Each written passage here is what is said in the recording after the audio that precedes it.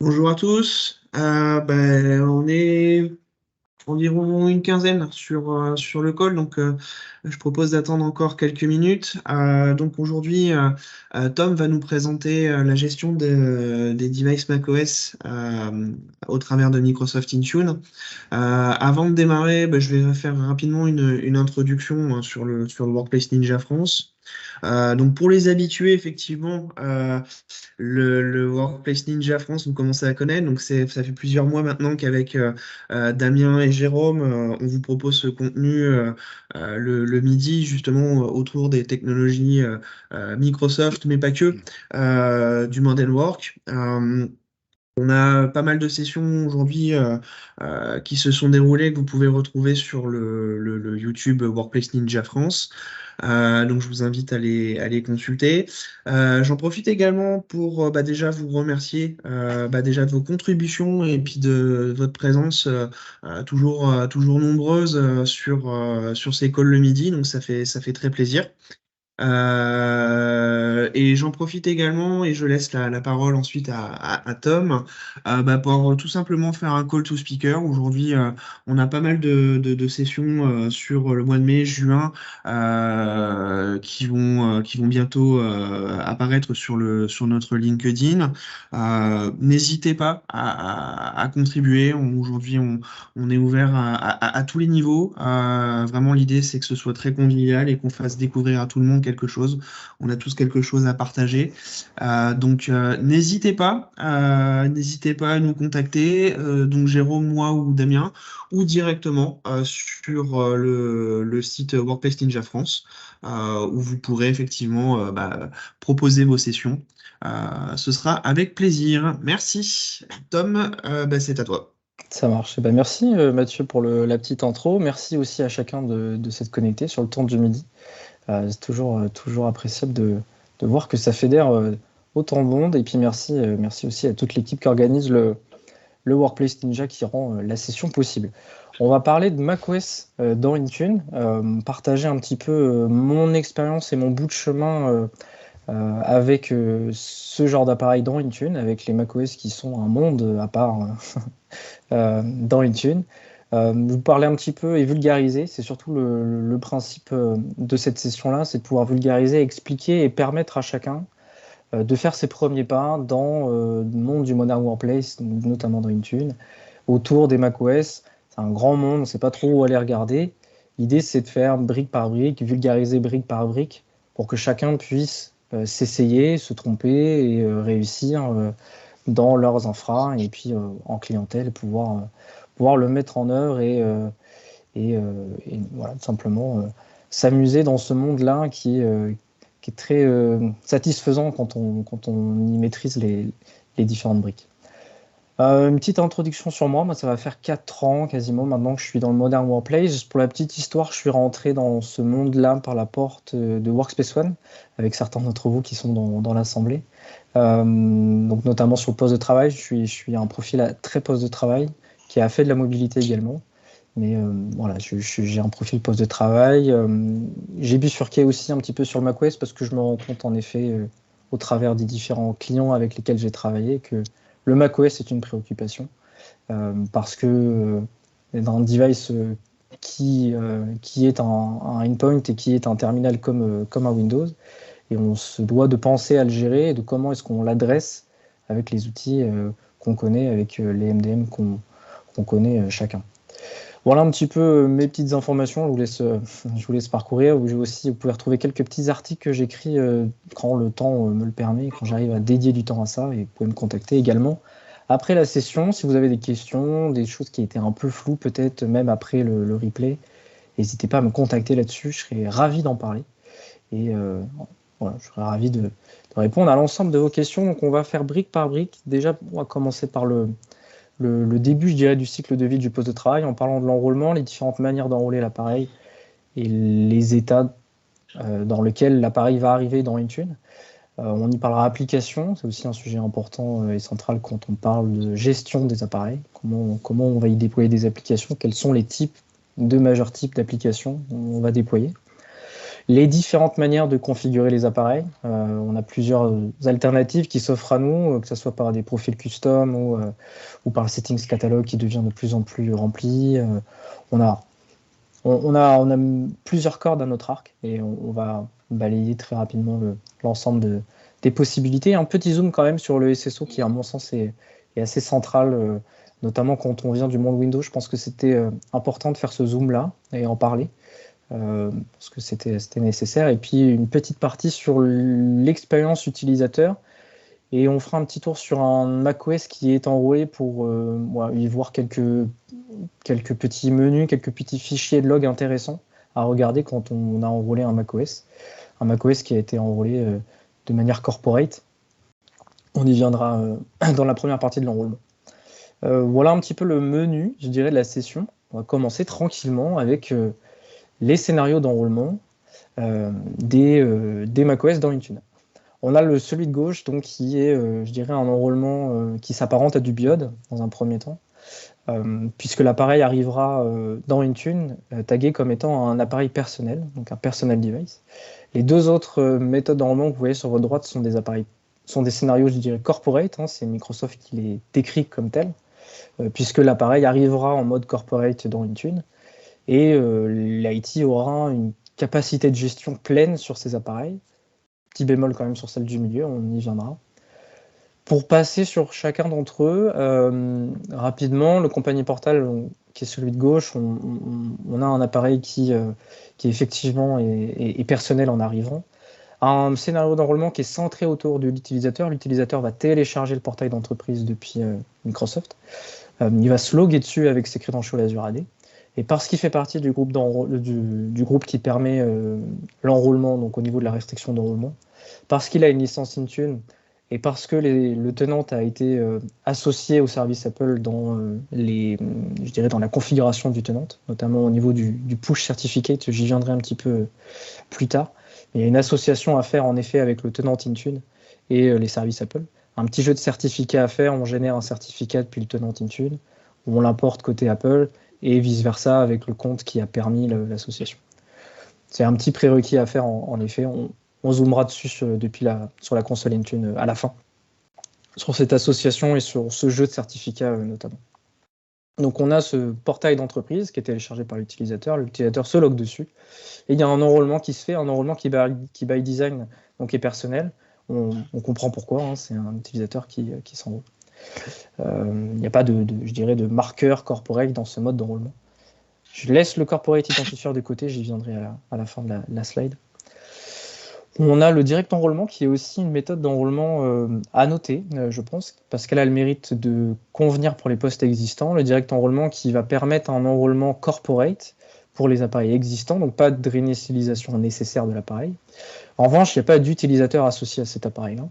On est sur un poste, je dirais, qui a vocation à être partagé, qui peut être aussi pour des kiosques, même si des kiosques macOS, j'en ai pour l'instant pas encore vu, mais je serais très curieux de voir comment ça peut se mettre en œuvre. Mais on parle surtout de postes partagés qui sont utilisés par plusieurs utilisateurs. Donc, oubliez le compagnie portal, oubliez la rotation de clé 5V, qui est le chiffrement macOS. Tout ce qui est propre à l'utilisateur, il faut l'oublier dans ce mode d'enrôlement-là.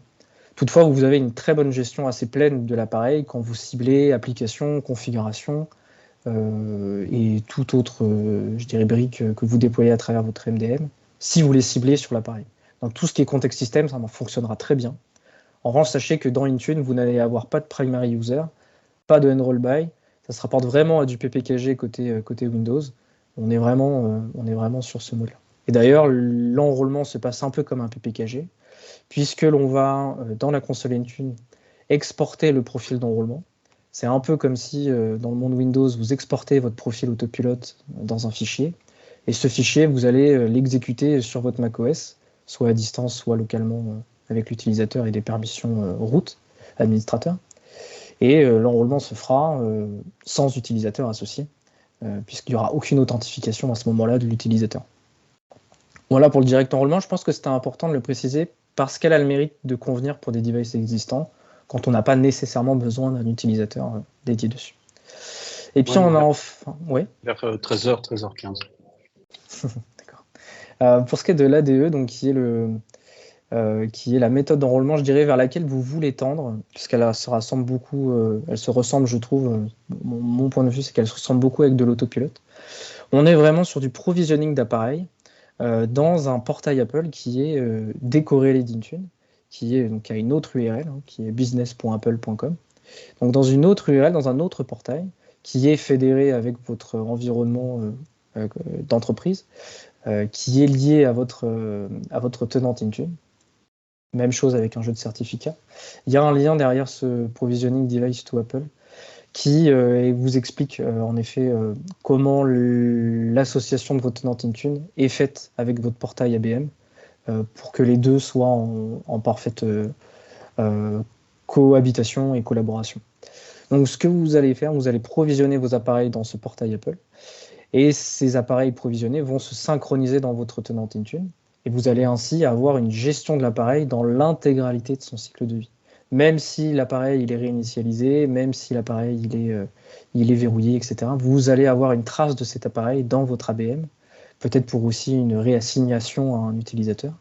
C'est un portail qui vous permet une gestion de l'appareil pleine et d'avoir une main mise sur l'ensemble des étapes de vie de votre appareil.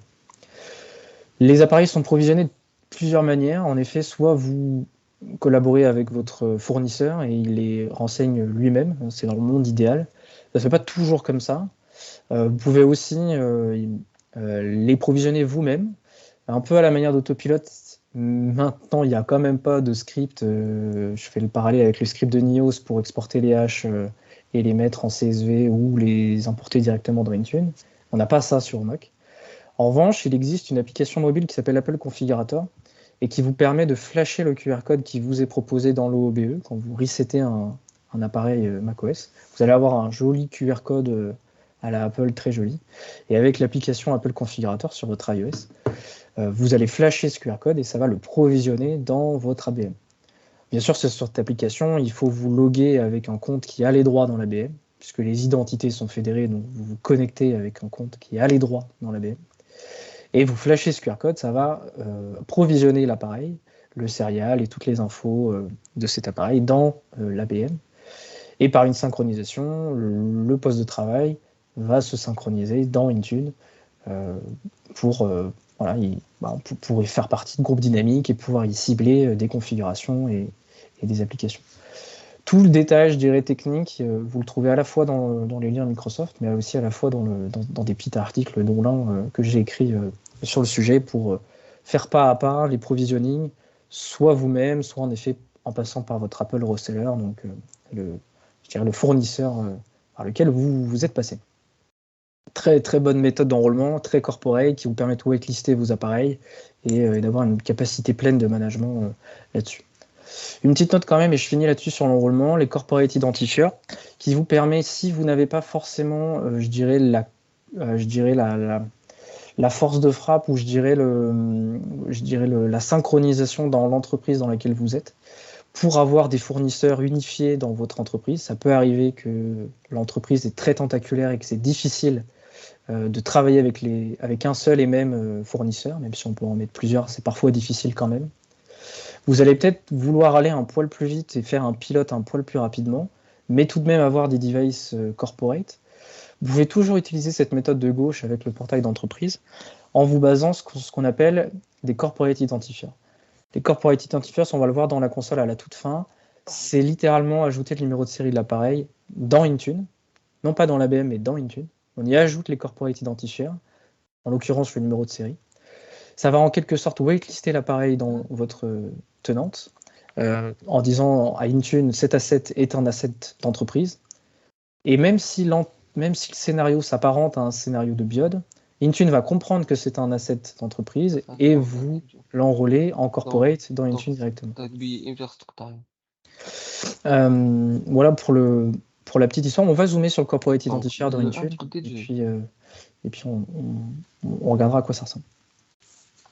Pour la partie application, voilà, pour l'enrôlement. La partie application, je distingue à mon sens deux grands types d'applications. Les applications DMG qui sont des images disques et des applications PKG qui sont littéralement des packages. On a les deux types principaux. Les deux peuvent se déployer à travers Intune plus ou moins facilement. On va y venir.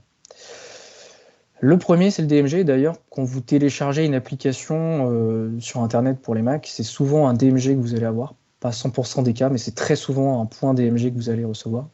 Vous montez l'image DMG sur votre poste et on vous invite par une belle fenêtre à drag and drop l'application dans votre dossier application.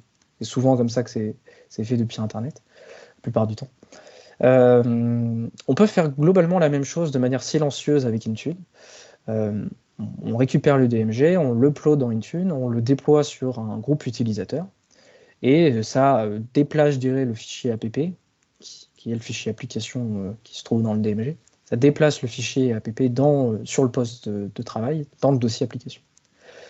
C'est un mode de déploiement qui est silencieux et qui permet de déployer de manière requise en require de vos applications.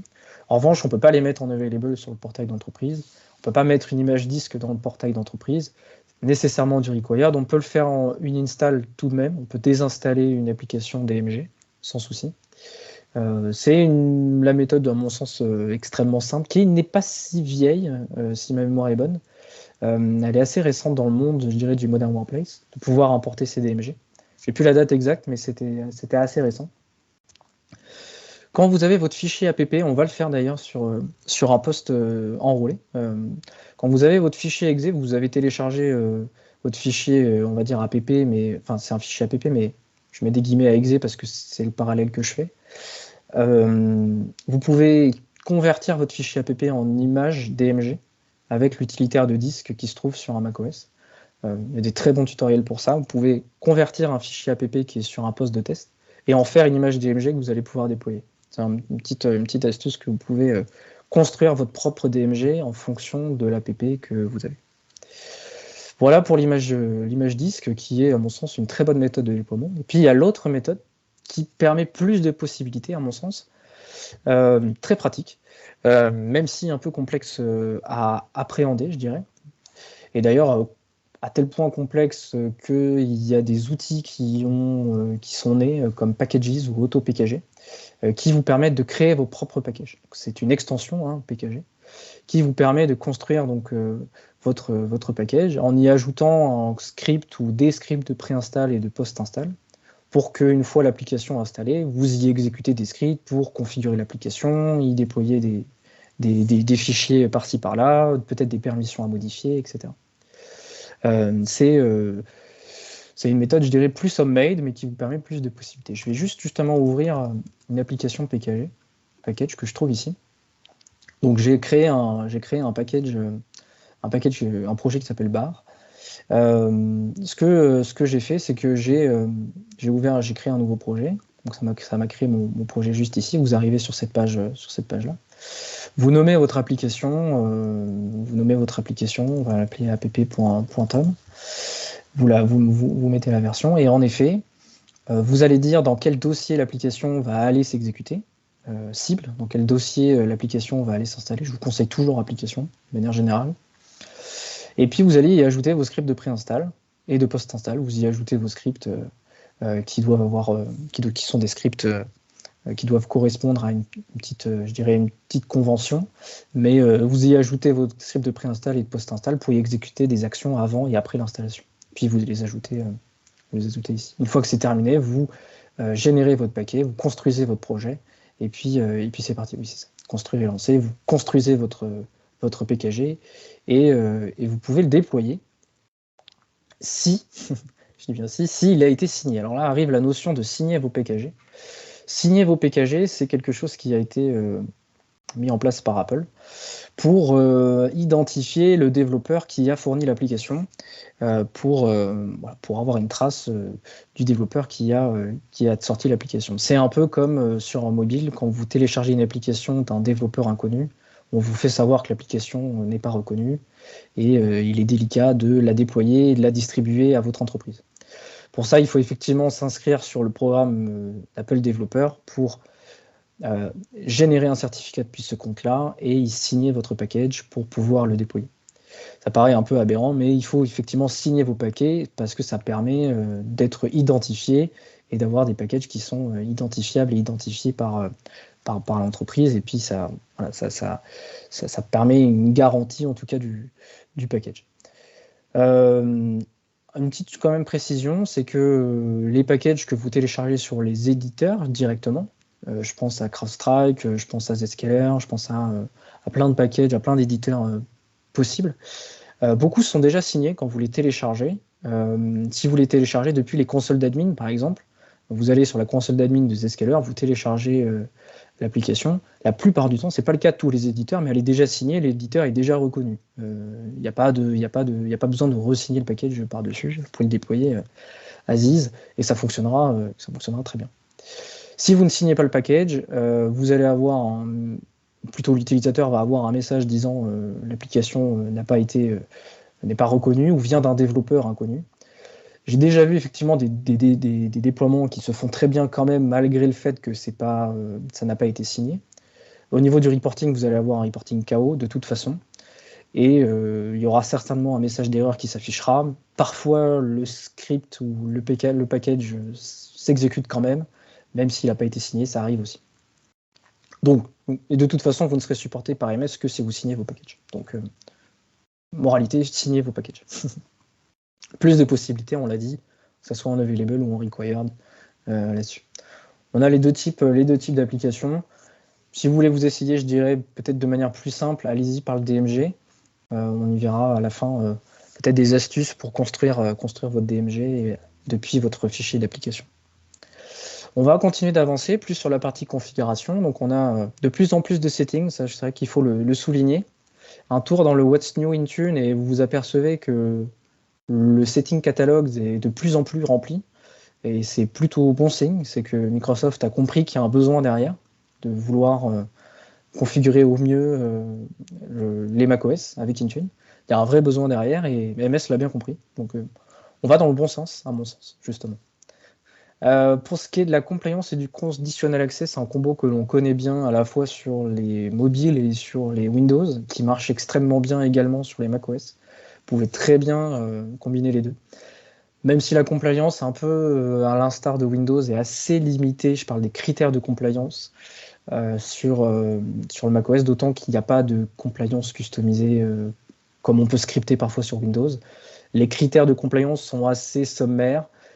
Ça va de l'intégration système au chiffrement, aux complexités de mots de passe, mais on n'est pas non plus sur des possibilités par milliers.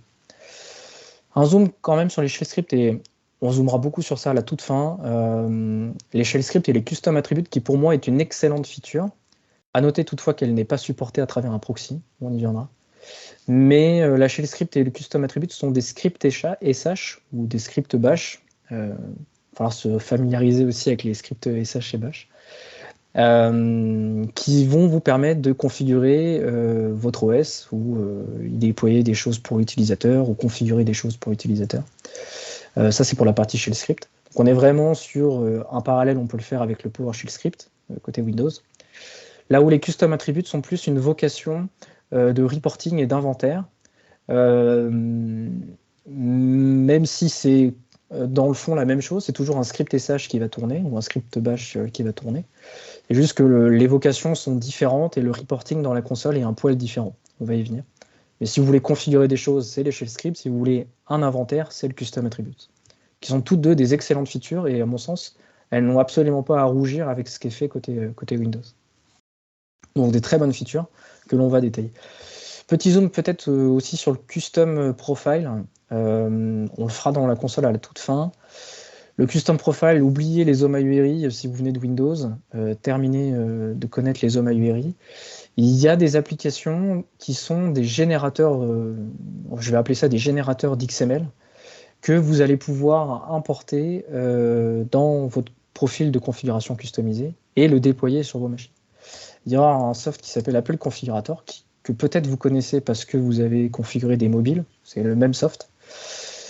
Vous avez donc là je viens de l'ouvrir, hein, c'est l'application Apple Configurator, et ça vous permet de cocher et décocher les configurations que vous voulez dans votre profil de configuration.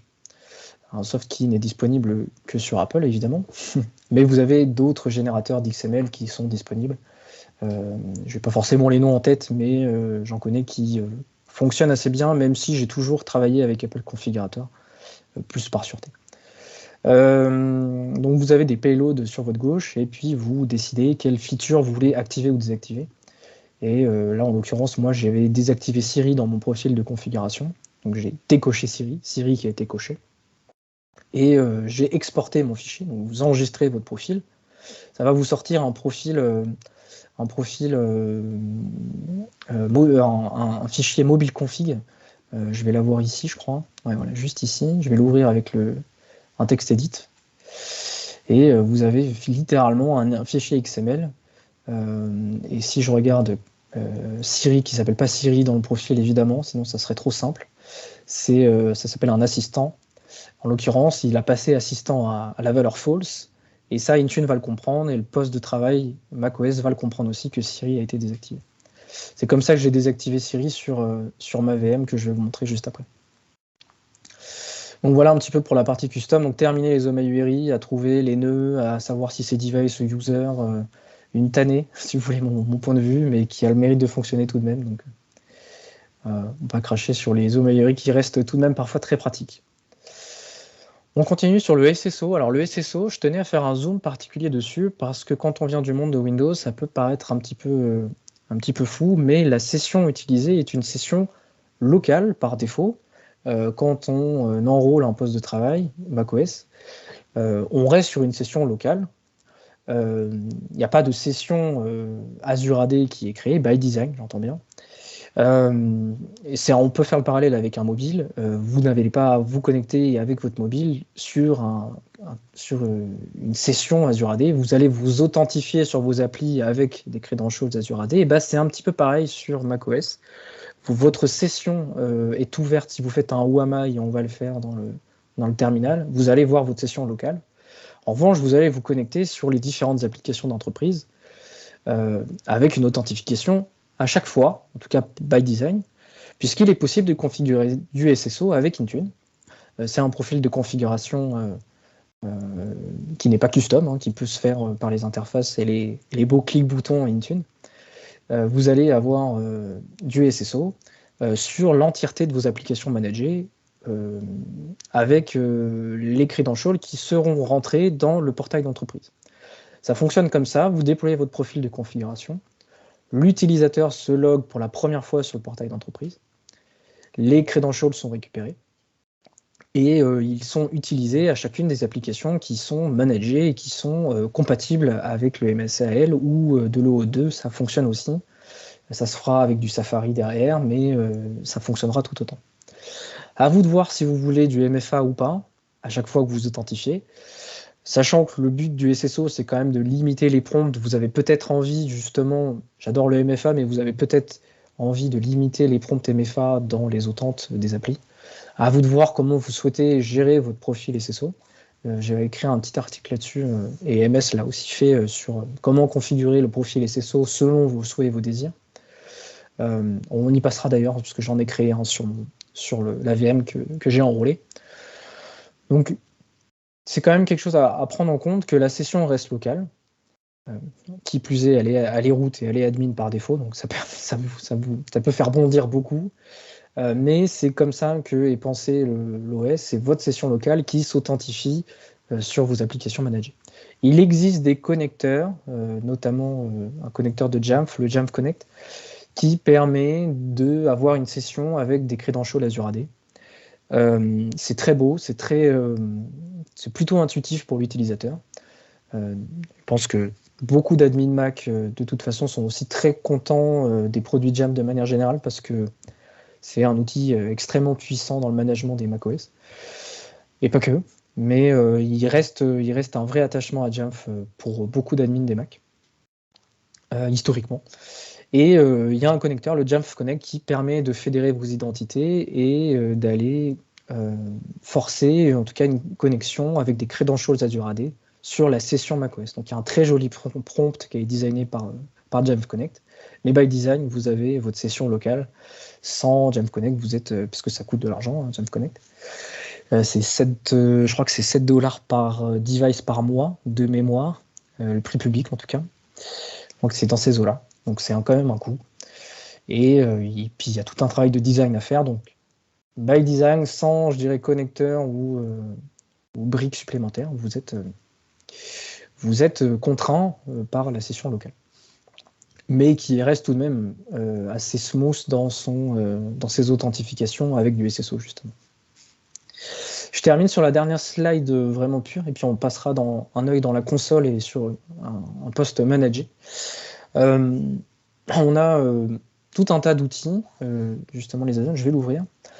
Tout un tas d'outils qui... j'ai bien trop d'onglets d'ouvert d'ailleurs.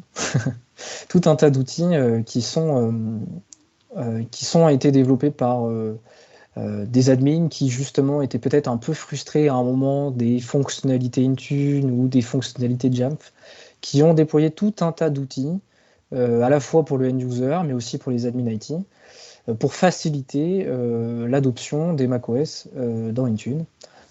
Excusez-moi. Pour faciliter l'adoption des macOS dans Intune, et puis voilà, tout simplement pour faciliter l'adoption et y déployer ce qu'on veut y déployer, que ce soit configuration ou application. Pour une petite gorgée d'eau. Et voilà. Voilà pour la partie local user. Donc on est effectivement sur un local user qui s'authentifie sur l'ensemble de ces applications.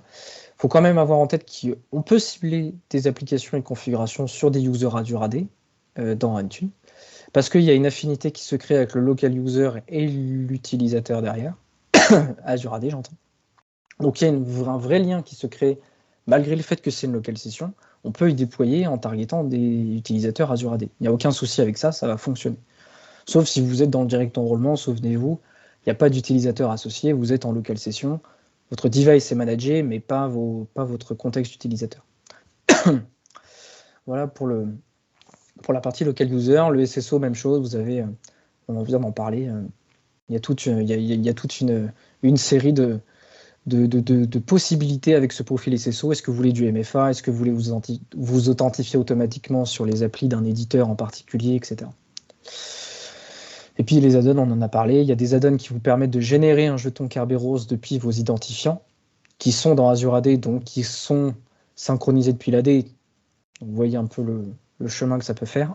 Donc ça vous reprend votre jeton Kerberos et ça vous l'utilise dans tous les mécanismes qui s'appuient sur le Kerberos. Je pense aux imprimantes, au Wi-Fi, au share, même si le share, c'est une sacrée gymnastique pour faire fonctionner un share avec le Mac. Donc il y a tout un tas d'add-ons. À souligner que la communauté est quand même extrêmement chouette, parce que beaucoup d'admins viennent d'un monde Jamf où tout était assez simple, assez facile à mettre en œuvre. Et on arrive sur Intune qui avait des lacunes, qui les a de moins en moins, qui s'améliore de jour en jour. Et beaucoup d'admins se sont serrés les coudes pour justement développer peut-être des alternatives par script ou par profil de configuration custom avec du XML derrière, puisque l'OS reste le même. Donc finalement, les possibilités restent les mêmes. C'est juste que les manières d'adresser les configs sont différentes. Voilà un peu pour la présentation. Excusez-moi, un petit gène à la gorge.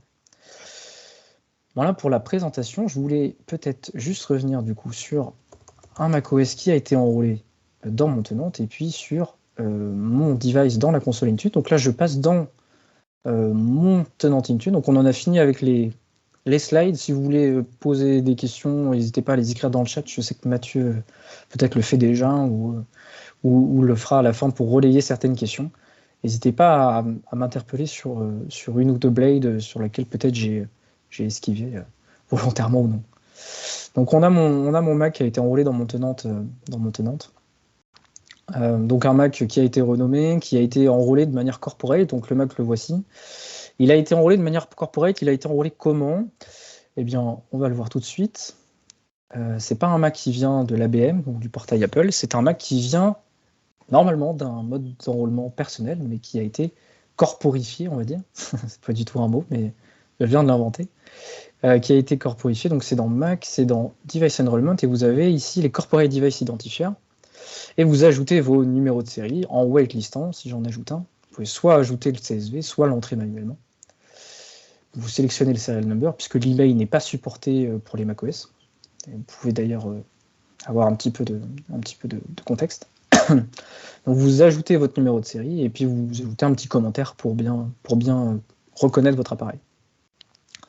Notez d'ailleurs que en whitelistant votre device dans les corporate identifiers, le fait de passer par le portail d'entreprise, qui est normalement un enrôlement personnel, va vous catégorifier comme étant un enrôlement corporate, malgré le fait que ce soit un enrôlement personnel. C'est-à-dire que si vous bloquez les enrôlements personnels dans les restrictions d'enrôlement, vous empêchez les enrôlements personnels pour les macOS, si vous ne whitelistez pas votre device au préalable, vous allez vous reprendre la restriction d'enrôlement en vous disant que vous n'êtes pas autorisé à enrôler un device personnel. Toutefois, si vous avez ajouté le serial number au préalable et que vous faites cette méthode d'enrôlement par le portail d'entreprise, vous êtes directement catalogué comme étant corporate et vous passez à travers la restriction d'enrôlement, puisque c'est un enrôlement corporate, même s'il s'agit d'une méthode personnelle. Vous voyez un peu le contournement que ça peut faire. Voilà pour le petit serial number que je souhaitais vous montrer. Donc sur le macOS, on a évidemment le même reporting que sur du Windows ou sur des iOS Android. Donc vous avez vos applications managées. Vous avez également un déploiement de config. Jusque-là, on reste assez classique par rapport à des devices que l'on connaît. On a la recovery key qu'on peut aussi aller chercher si la recovery key a été uploadée dans Azure, puisque effectivement, au même titre que en Windows, la recovery key est uploadée dans Azure et elle est consultable à la fois par l'IT et à la fois par le primary user dans son espace. On a toute une série aussi sur le hardware, évidemment. Je passe sur Azure. Là, je suis sur le portail Azure. Je voulais juste vous montrer peut-être l'état du device dans Azure. On n'est pas sur un Azure AD Join, ce qui explique pourquoi il n'y a pas de session Azure AD qui est ouverte. Vous êtes sur une locale session malgré tout, puisque le poste est registered. Ça n'existe pas un Azure AD Join ou un hybride Azure AD Join sur un MacBook. Ça n'existe pas. On est sur du registered de même titre qu'un smartphone et registered dans Azure. On consomme de l'Azure, on consomme les ressources de l'entreprise, mais on n'est pas joint à l'organisation, même si on est managé malgré tout. Donc voilà un petit peu juste pour le reporting très rapidement. Je voulais montrer les shell scripts et les custom attributes principalement. J'ai fait un custom attribute qui permet de lister les administrateurs qui ont des permissions root sur les postes de travail. Donc ce que j'ai fait, je vais vous montrer le script très rapidement. C'est très très simple. J'ai volontairement fait un script extrêmement simple. Donc vous voyez un script SH qui a été uploadé, donc avec la petite en-tête pour l'interpréteur. Et puis vous avez une petite commande, à vous de définir la commande que vous souhaitez. Et puis vous écho votre variable qui a pris la commande. Et c'est à peu près tout ce que vous avez besoin de faire dans un custom attribute. Et dans le reporting, c'est assez parlant. Vous avez le résultat que vous souhaitez avoir qui s'affiche directement dans le device status. Vous pouvez exporter ça en CSV. De même que vous pouvez aller requêter ça en Graph API derrière. Il y a un API derrière. Si vous ouvrez l'inspecteur et que vous regardez au niveau du réseau, vous avez un appel API qui est référencé par MS. Et si vous faites un get sur cette API, vous allez avoir votre liste de reporting. Voilà pour les custom attributes. Donc un custom attribute qui, je rappelle, n'est pas supporté par MS si vous passez par un proxy et qui s'exécute toutes les 8 heures. Vous pouvez toutefois forcer la synchro qu'on appelle une MDM synchro. Vous pouvez, une MDM synchro ou un agent synchro, ça dépend ce que vous voulez synchroniser. Vous pouvez toutefois le forcer en killant le process Intune localement pour forcer la resynchronisation du poste au niveau des custom attributes et des shell scripts. Ça peut être très appréciable de forcer parfois la synchro quand on ne veut pas attendre 8 heures. Petit passage sur un autre script qui a créé un utilisateur qui s'appelle Foo. Aucun intérêt, vous allez me dire, et vous aurez bien raison, parce que créer un utilisateur local, vous n'avez peut-être pas forcément envie de le faire. Peut-être pour des raisons de support, vous allez peut-être avoir envie. Mais vous voyez que j'ai fait un petit script qui va créer un utilisateur local qui, si ça s'est bien passé, va écho un message, et si ça s'est mal passé, va en écho un autre message. Alors, volontairement un script extrêmement simple pour vulgariser un maximum. Donc, dans le device status, vous allez avoir le résultat de ce message. Donc, ça vous laisse imaginer les possibilités que ça peut avoir. Soit vous voulez écho un message en particulier, vous pouvez totalement le faire, et le remonter dans Intune. Comme ça, vous avez directement votre reporting de script. Au-delà du succeeded qu'on a sur le PowerShell script, là, vous avez vraiment un result sur le résultat de votre script. Vraiment customisé en fonction de ce que vous avez déployé. Extrêmement pratique. Voilà pour le shell script. Vous notez que c'est déployé sur un groupe user, donc vous voyez que ça s'est déployé sur un groupe user, même si c'est du contexte système derrière, ça s'est déployé sur du user, donc on peut totalement exécuter et cibler des users Azure AD. Petite note d'ailleurs sur la mise en place du script, chose qui fait... Enfin, moi, qui me surprend assez que ça ne soit pas disponible nativement dans le PowerShell script, c'est la fréquence des scripts. Vous voulez définir une fréquence d'exécution du script qui s'exécute indépendamment de la synchro du poste. Le script va s'exécuter tous les X sur le poste de travail et ainsi configurer de manière certaine ce que vous souhaitez configurer à travers le script. Voilà pour le shell script, une feature qui, moi, me convainc extrêmement, même si pas supportée à travers un proxy, hélas, mais une feature qui m'a beaucoup convaincu quand j'ai commencé à mettre les mains dans le monde du macOS. Peut-être un passage sur le profil de conf qui désactive Cortana.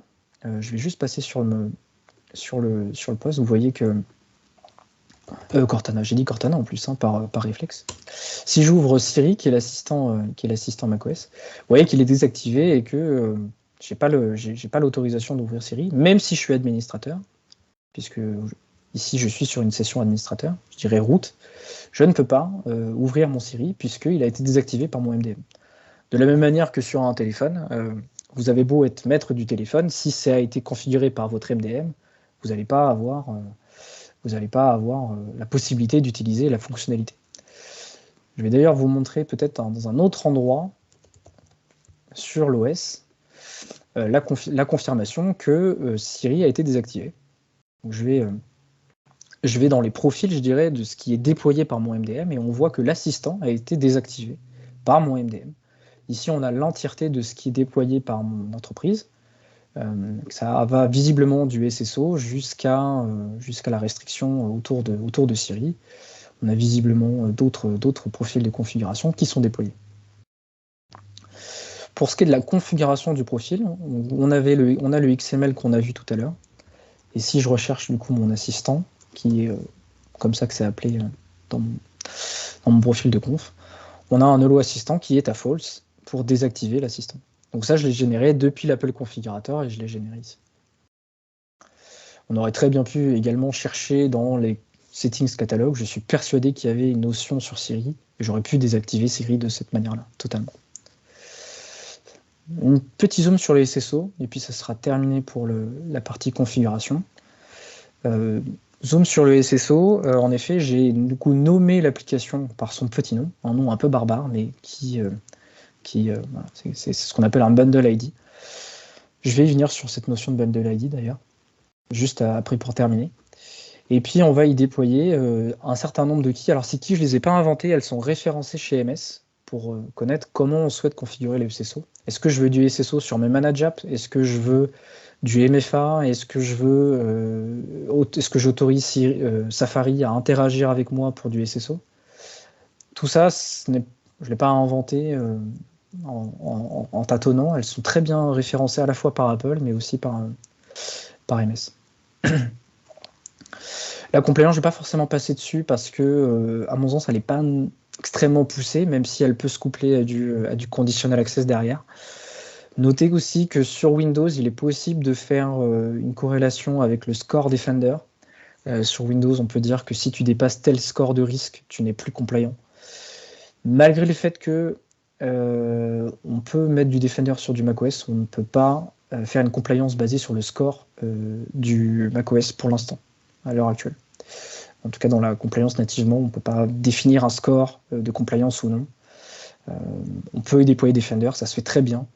mais pas de compliance associée à Defender. Peut-être d'une manière détournée, peut-être que vous avez ou même aperçu effectivement de la compliance un peu customisée. Je serais très curieux d'ailleurs de connaître ça. Petit zoom sur la partie application, et je pense que j'en aurai terminé. On pourra passer aux questions-réponses. Donc, on aura essayé de vulgariser un maximum tout ça. Et puis peut-être partir sur l'association tenante Microsoft Service Apple. Vous voyez que j'ai déployé un Adobe Reader. Donc, qui a été un fichier DMG. Donc, j'ai téléchargé sur Internet. Que j'ai installé sur un poste de travail et pour vérifier la version, le nom, etc. Et puis après que j'ai retransformé en DMG pour pouvoir le déployer. Notez que du coup les informations sont remplies automatiquement ici. Il y a du requirements très succinct, on est vraiment sur juste la version d'OS. Il n'y a pas de requirements custom comme il peut y avoir sur les Intune Win sur Windows. Les detection rules sont assez intéressantes. Je vais vous montrer sur le poste à quoi ça peut ressembler. Les detection rules, l'agent Intune va vérifier si l'application est bien présente dans le dossier application, va vérifier si son bundle ID, donc son petit nom, est bien présent dans le dossier application, et si la version indiquée est la même que celle qui est présente dans le dossier application. Notez d'ailleurs que j'ai déployé mon application sur du user. Donc comment on connaît ce petit nom-là ? Il y a plusieurs méthodes, vous pouvez y aller en terminal, vous pouvez y aller avec une petite ligne de commande, l'équivalent du CMD côté Windows, pour aller requêter le petit nom de l'application. Et vous pouvez aussi, moi c'est un peu ma méthode préférée, vous téléchargez votre application sur un poste de test. Vous avez votre fichier application, votre fichier app qui est ici. Voilà, vous avez votre fichier app qui est là. Et vous allez ouvrir un peu vous allez ouvrir totalement l'application. Vous voyez qu'il y a un petit dossier qui contient les ressources de l'application. Donc vous avez les métadonnées de l'application, vous avez les ressources, peut-être des logos, peut-être des fichiers à droite à gauche. Et vous avez un petit peu, vous avez ce dossier info.plist qui concerne les infos de l'application en elle-même. Vous avez plein d'informations sur l'application et son petit nom, sa version, etc. C'est dans ce fichier, moi, que j'aime bien retrouver l'information. Je vais juste modifier la detection rule pour vous montrer quelles informations il attend. Donc, il attend le bundle ID et la version. Le bundle ID qui est son petit nom, c'est ce qu'on appelle un bundle identifier. Et je vais rechercher dans ce dossier, tout simplement, dans ce fichier, pardon, le CF bundle identifier. Et on voit que le CF bundle identifier, il est ici. Et je retrouve mon petit com.adobe.reader. Donc l'agent Intune va vérifier si dans mon dossier application, j'ai bien une application qui se prénomme, on va dire, com.adobe.reader. Même chose pour la version. Vous pouvez rechercher la version. Le copier-coller ne va pas marcher dans la VM. Donc on va faire un short version. Le short version string qui se trouve ici, vous avez le 23.0.1 qui se trouve la version. Bon, l'agent Intune a compris que l'application était présente dans mon dossier application et donc m'a dit écoute, ton application est bien installée. C'est tout bon. Je te considère comme installé et puis je ne fais rien d'autre. Si une information n'est pas correcte, il va boucler et toujours tenter d'installer l'application à chaque synchro. Voilà. C'est le même fonctionnement. Côté Windows, vous avez aussi bien sûr directement, vous pouvez totalement configurer les applis 365 directement depuis le CDN MS. Vous n'avez pas besoin de packager les applis 365. Il y a une catégorie là-dessus pour les 365. Pour les fichiers PKG, est-ce que j'en ai ? Oui, en fait j'en ai par ici, par là. On va prendre celle-ci par exemple, qui est une application de support qui se met dans le menu bar en haut, qui se trouve ici. Vous avez une petite application de support avec une application qui est utilisée par beaucoup de clients avec qui j'ai travaillé, qui permet de faire un lien entre le support et l'utilisateur. Ça permet directement d'avoir des informations sur l'OS, que ce soit le numéro de série, le nom, la version, les mises à jour en retard. Vous pouvez synchro directement votre agent avec votre MDM. Ça fait une synchro. Donc une application que j'ai déployée par un PKG, donc. Et même chose, on se retrouve avec avec un bundle ID, on se retrouve avec un bundle ID et une app version. Ça fonctionne, la détection se fait de la même manière. Hormis que là, j'ai pas eu besoin de le rentrer, il a lu tout seul le PKG. J'ai pas eu besoin de renseigner le bundle ID ou la version. Il a compris directement la version du PKG. Donc très bien. Voilà un petit peu côté application ce qu'on a. Et je termine par ça, parce que je vois que l'heure avance bien. Je termine par ça. Je voulais vous montrer peut-être le portail d'entreprise sur l'OS. Donc il y a un portail d'entreprise il était forcément présent au poste avant l'enrôlement, puisque c'est par cette méthode que je me suis enrôlé. Donc j'ai dû télécharger le portail d'entreprise. Vous pouvez tout autant le déployer par Intune. Donc vous avez l'ensemble de vos applis qui sont en available, nécessairement des PKG, puisque les DMG ne sont pas en available. Et vous pouvez synchroniser votre poste directement ici. Très pratique pour forcer la synchro ou vérifier l'état, check status en anglais. Et vous avez une synchro qui se fait, vous avez aussi une partie support là-dessus. Pour ce qui est de la partie log, et pour m'y finir là-dessus, la partie log où il y a un log qui est très intéressant à aller regarder, c'est l'équivalent de l'agent Intune sur Windows. J'ai mangé le nom, mais vous avez un répertoire sur le Mac où se trouve le log de l'agent Intune. Donc on va dans bibliothèque, c'est dans log, c'est dans Microsoft Intune, et vous avez votre petit fichier de log qu'on va ouvrir en fichier texte, même si c'est pas très beau. Et là, vous avez toutes les synchros de l'agent Intune. Ça permet de débugger un petit peu quelle configuration s'applique sur votre poste, puisque les policies sont appelées par des ID. Donc on voit qu'il a appliqué visiblement un custom attributes à 9h49 aujourd'hui. Je crois qu'on est le 11 aujourd'hui. Donc un custom attributes dont l'ID est le A66CDF, etc. Et comme par hasard, je suis persuadé que c'est l'ID de mon custom attributes. Si je vais dans Device, macOS, Custom Attributes. Pour connaître l'ID, vous pouvez regarder dans l'URL. Et effectivement, je suis sur un A66CD F54, et c'est exactement mon ID qui se trouve ici. Donc j'ai la confirmation que le poste a récupéré son Custom Attributes et l'a bien exécuté. S'il y avait eu une erreur, je l'aurais vu très bien ici. Et puis il a donc uploadé le reporting à la fin de l'exécution. Voilà pour le log. On a rapidement passé sur la partie application, la partie configuration, la partie enrôlement. C'est vrai que c'était une session assez transverse et c'est peut-être justement creuser davantage de votre côté les différentes briques, et puis on pourra échanger après la session sur ce que vous avez pu déterrer. Mais l'idée, c'était vraiment de vulgariser un ensemble de briques pour pouvoir avoir les bons outils, les bonnes armes pour commencer à démystifier, à se tromper, à essayer, à déployer, et puis à se faire la main sur le reporting, à se faire la main sur le déploiement, pour peut-être dans l'objectif de faire un pilote à un moment. Mais ça vous donne des outils, ça vous donne des tips. Il y a différents liens dans la présentation sur des articles, pas forcément que j'ai écrits, il y en a quelques-uns que j'ai écrits, mais d'autres l'ont fait en ayant été peut-être parfois plus dans le détail, notamment dans le SSO ou notamment dans les add-ons. Je pense que là, je m'adresse peut-être à Mathieu et à l'équipe, mais je pense que les slides seront mis à disposition d'ici peu, et puis vous retrouverez les hyperliens dans la présentation directement. Pas de souci. Voilà pour ce que j'avais envie de présenter, envie de vulgariser. Et puis, je ne sais pas si Mathieu, il y a des questions ou que tu souhaites mettre en avant là-dessus. Merci Tom. Effectivement, il y avait des sessions un peu autour du plateforme SSO et de la gestion de la synchronisation des mots de passe.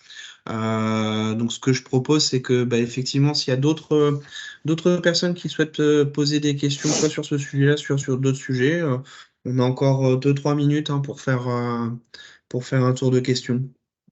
Je suis en train de parcourir moi aussi les questions qui n'ont peut-être pas été. Je vois qu'il y a eu beaucoup de réponses apportées. Je suis très content de ça, parce que c'est vrai qu'on la communauté Mac est assez soudée, je trouve. Non pas que celle de Windows le soit moins, mais il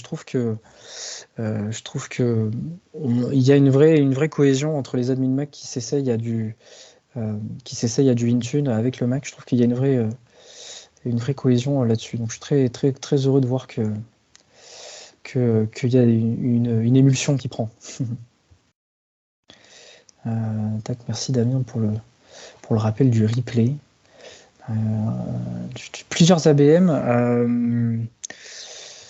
Plusieurs ABM. Alors, il est possible de faire plusieurs ABM. Ouais, peut-être pour les organisations qui ont déjà leurs propres ABM. Oui, je sais que c'est possible. Je l'ai vu avec 2 ABM différents. J'aurais tout de même quand même préférence à aller vers un seul et même ABM hein, pour unifier déjà d'une part les fournisseurs et puis pour une question d'enrôlement et de profil d'enrôlement. Je pense que c'est je pense qu'on veut tous tendre à un seul ABM en mon sens, même si l'avoir vu peut fonctionner aussi, une contrainte. Oui.